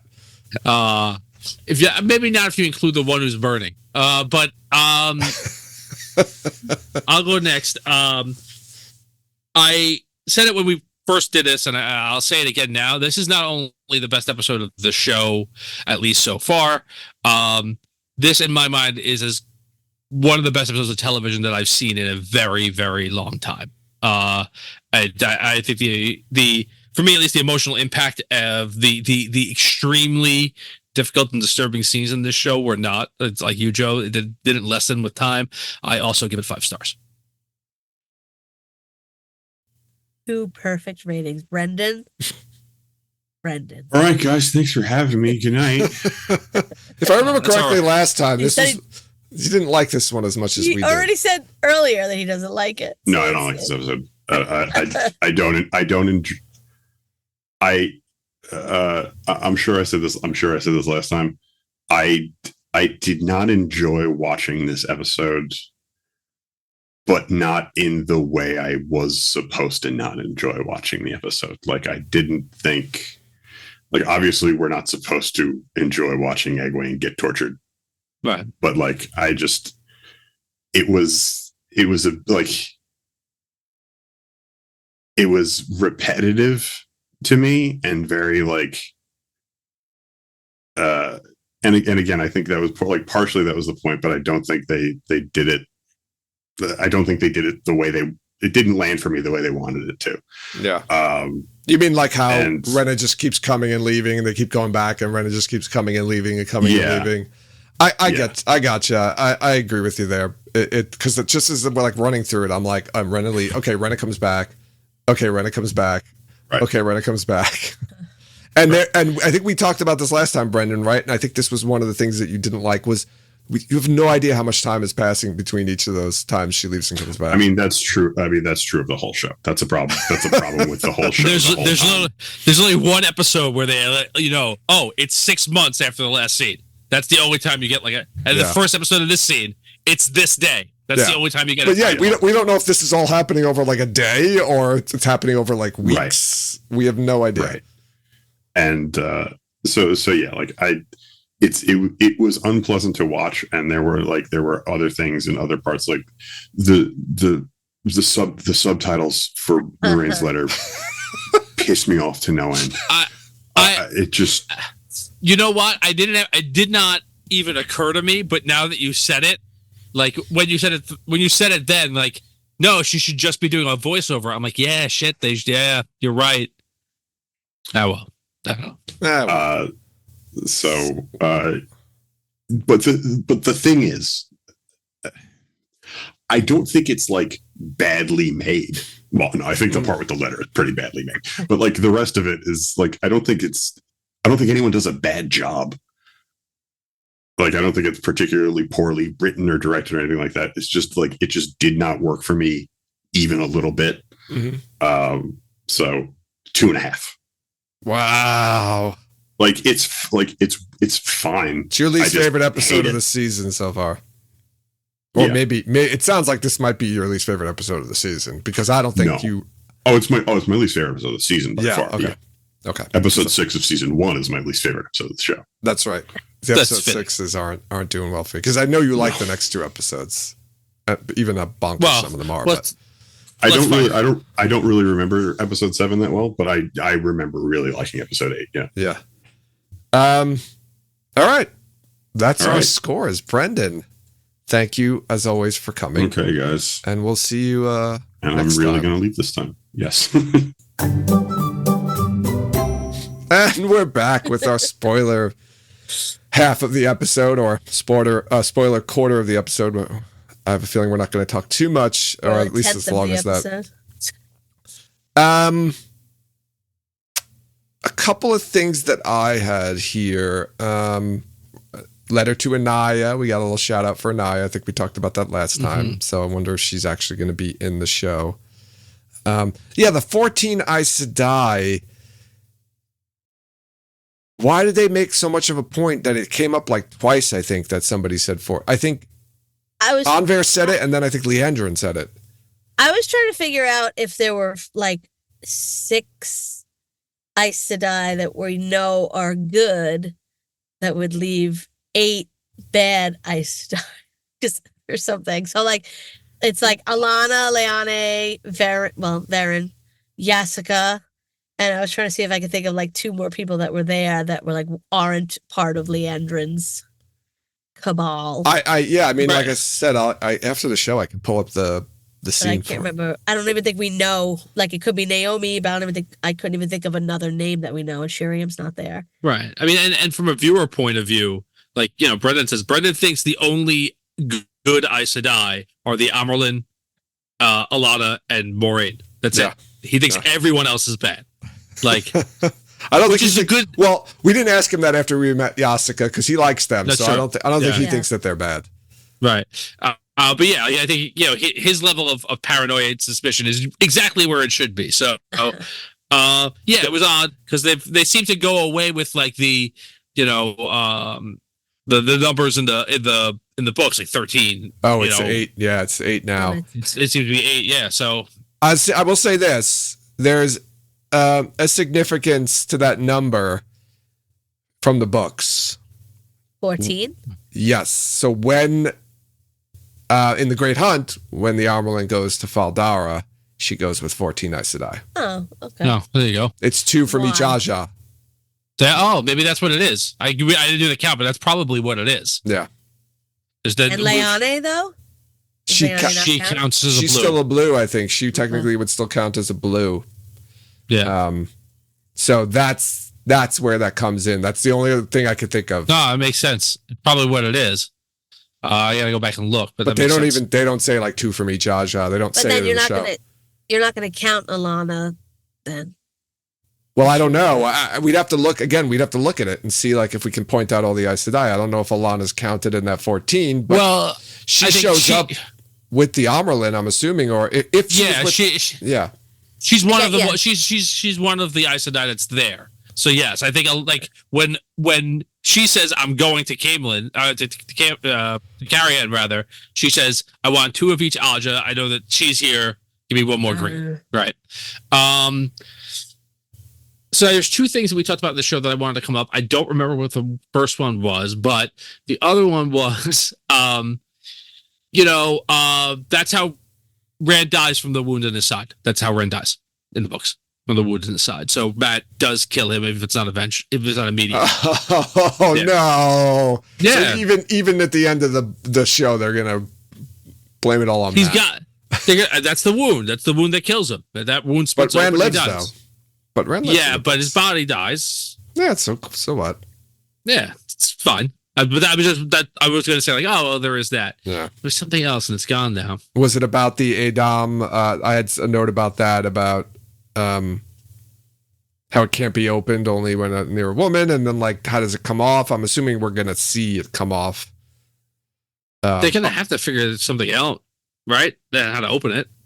But it comes off Egwene at the end of the season, right? That's just because Rena dies. So I guess it's assumed that if either one of them dies, the Soldam or the Damane, it can come off. Yeah.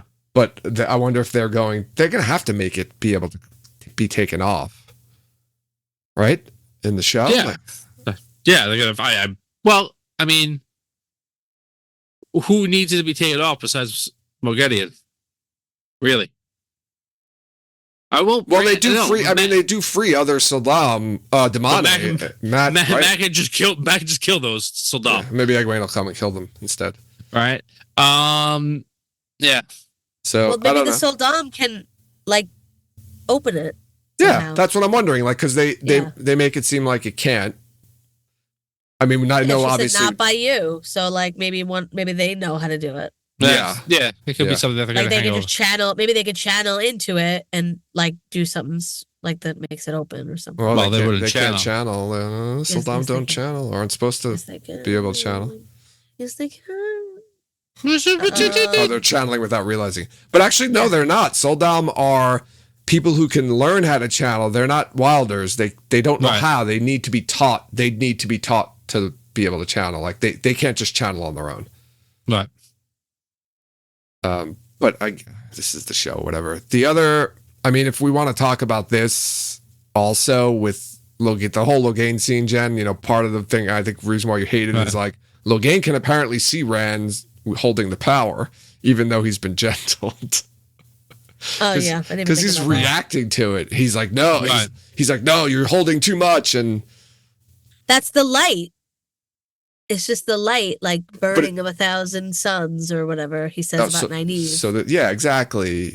It's another one of those. Maybe he could just see. Maybe the more he channels, the brighter he gets. Same thing with Nynaeve. He could see people. Oh no, it's Taviran. Well, maybe it's brighter. Who the hell knows? Yeah, maybe he, instead of seeing Taviran, he could just see channeling potential. Who knows? Damn it, because it was something else with that scene. That was what the other thing was that I wanted to talk about. Like, it's lost now. Yeah, whatever. It wasn't that important. I remember. Well, it was about us. I think we were talking about. I was saying how it was Rand's biggest failure in channeling to date because he just vomited, whereas other times he was able to accomplish things. I was just kind of. I don't really believe it, but I was just saying that because that's what it looks like on the show. Like he didn't learn anything. He learned that he held too much and vomited. But you're right. He's learning how to at least access it, not necessarily control it. Yeah, Brendan put it the right way. Like, yeah, this gives him the ability to channel when he wants to, not when he has to. Yeah, right. I wanted to bring up a note about like I know people had talked about Nynaeve and Elaine using those rings to try to pass themselves off as Aes Sedai. Yeah, I really think it will be terrible if Rima sacrificed herself and made Nynaeve promise to return her ring to the flame, and then they use it to pretend to be Aes Sedai. I don't know. But you're right. But I think they're going to do it anyway. I think that's awful. And then, like, Rima's going to run into her one day as like a Damane and see her wearing her ring. Well, maybe not. You know what? Maybe not. Maybe not. Like originally, like my thoughts when we were watching this season was that the girls weren't going to go back to the tower in season 3, but like they probably are. So maybe they will return those rings. We should just like go with our like the opposite of our first instinct on everything. Yeah, I think it's not going to matter. We're like, they're never going back to the tower. And now we're like, yeah, they probably are. I think it's not going to matter. I know we debated this whole thing about the rings and now how they're going to personate Aes Sedai because they changed the rings. And I'm like, at this point, I'm like, it doesn't matter. The show's just not going to care. Right. They'll say, people will just think they're Aes Sedai because they have the ring, not the stone isn't going to mean anything to them. So I don't know. But yeah, Logain, these Logain scenes with, seeing things, he's seeing things, he can't channel. How's he going to know that Rand's wielding too much and he seems to know when Rand has it because he's like, oh yes, just like that. He's like encouraging him and like he can see him doing it. Yeah, I don't know. I don't know. It just doesn't make any sense to me. Doesn't. It's just like there's Moraine goes to him and says, I'll give you this when you train him. You're going to train him. And then he's just like, no, you're good. Like, what? Why are we even having these scenes then? Like, I don't know. Some things just don't make sense to me. Well, I mean, yeah, you're right. But one, he's crazy. And two, like, I think there's a certain ethos, and like, obviously Taim feels this way too. Like you're just gonna have to do it, and like that's how you're gonna learn. He's like, I'm not gonna teach you how to I'm gonna teach you my secrets. I'm gonna teach you how to channel. You could figure out how to do weaves yourself. Like that's part of learning, right? Yeah. I mean, nobody taught Logain, apparently, I guess. No, he said he figured it out on his own. So, Right. yeah. So, anyone have any other spoilery things they wanted to talk about before we wrap it up? Nope. I mean, the whole dream thing is, they're playing loose with those rules. Like, how is Egwene? Like, did Lanfear pull Egwene into Tel'aran'rhiod? Like, because Egwene wouldn't just be like sleeping in Tel'aran'rhiod. She's a dreamer. She is a dreamer, but Lanfear speaks as if he could take him to see anybody, as if anybody could, like, even if he had done that with Matt or somebody, it would still happen that way. Yeah. Same thing happens with Min, though. Like waking up in the dream with the Shamael. Well, I Yeah, think you the can't get Shamael's pulling her into the dream. Yeah, so she's probably doing the same thing. She's just, Egwene's already there though when they show up, but whatever. It's just a little thing I noticed. So I won't dwell on it too much. So, all right. What? I'm sorry, I'm looking at a picture in chat. That's Moraine. I don't know. Moraine showing. She's showing. Logain a picture of himself? Yes. He looks like he's screaming. Yeah, it's him laughing, which it's the thing that didn't really happen. The retcon. Oh, the retcon. Oh, thank you, Omar. Omar's on my. That's for me. That's my side. Yeah. All right. I think this is a good place to wrap it up here. Jen, do we have any new patrons to thank? We do. Joining the company of Chelvannon, we have Dr. Professor Green. So thank you so much, Dr. Professor. Thank you for joining us. Thanks, and Doc. I don't say this often enough, but thank you to all of our patrons. Yes. Old, current, soon to be. We love you. Thank you for your support and patronage. He was missing the Mr. part though. Dr. Professor Mr. Dr. Professor Mr. Yeah. Okay. That is so sexist. No, I was thinking. Well, I already know it's a guy. No, So I was referring to the character from Clue, Mr. Green. Right. Yeah, it's Professor Plum. It is a male. No. Yeah. Well, to be honest, in a newer version, I think Professor Plum is a woman in the board game itself. There's like a newer version of the game. I think one of them is a woman. I think it's Professor Plum. Okay. I think I have it upstairs. I'll have to go check afterwards.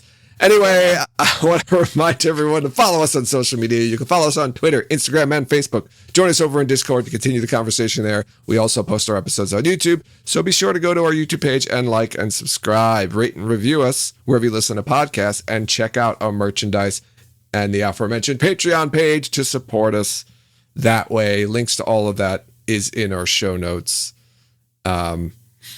I should always be saying links to all the aforementioned information are included in the show notes. Say my favorite part of the show. Because I feel like I was only saying that when there was news, and then for some reason I thought I shouldn't say it when we don't have news, but that's not the case, because all the links to the stuff I just said are included in the show notes to this episode. So, final thoughts, Tom and Jen? Let's go Yankees. Let's go Mets. Let's go Giants. Fucking Jets, man. Thanks everyone for listening, and you'll hear us next time.